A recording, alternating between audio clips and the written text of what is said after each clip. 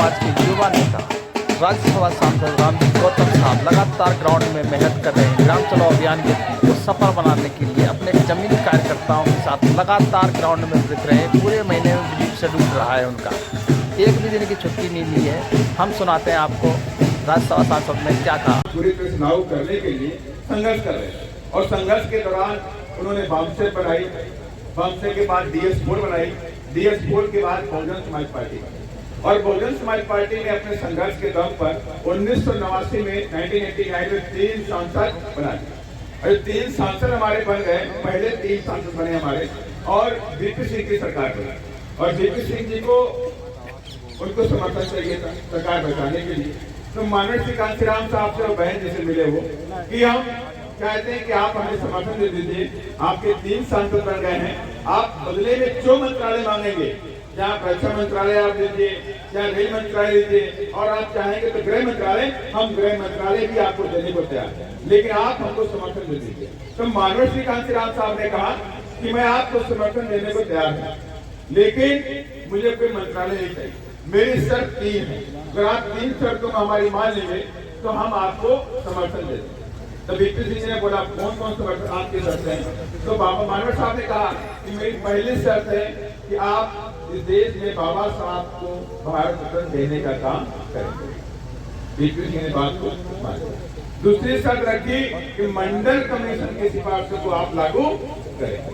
अब VP सिंह बोले मंडल commission की सिफारिश में कैसे लागू करें? आप देख लीजिए, आपकी सरकार चली जाएगी, 3 सांसद मेरे पास है, आपको जरूरत है दीजिए। बीजेपी आपको समर्थन नहीं देगी, बीजेपी गिरा देगी आपकी। तो कुछ देर सोचने के बाद उन्होंने हामी भर ली, कहा ठीक है हम आपकी बात में सहमत हैं। और तीसरी बात कहा कि जो बीजेपी पूरे देश के अंदर मंडल कमंडल का जो निकाल रही है यात्रा, उसको रोकने का प्रयास पूरा करा। ये 3 शर्तें मेरी हैं, तो उसमें 3 शर्तों में VP सिंह ने 2 शर्तें तुरंत मान ली। बाबा साहब को भारत रत्न दिया गया और मंडल कमीशन की सिफारिशों को भी लागू कर दिया।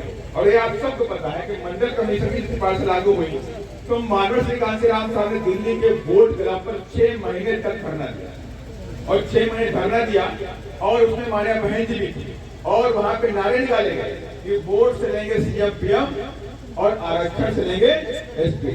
ये नारा किसने दिया? माननीय श्री कांशीराम साहब। और ये भी कहा कि मंडल कमीशन लागू करो वरना कुर्सी खाली करो। ये सारे जो ऐतिहासिक नारे जो दिए गए वो माननीय श्री कांशीराम साहब ने मंडल कमीशन की सिफारिशों को लागू कराने के लिए।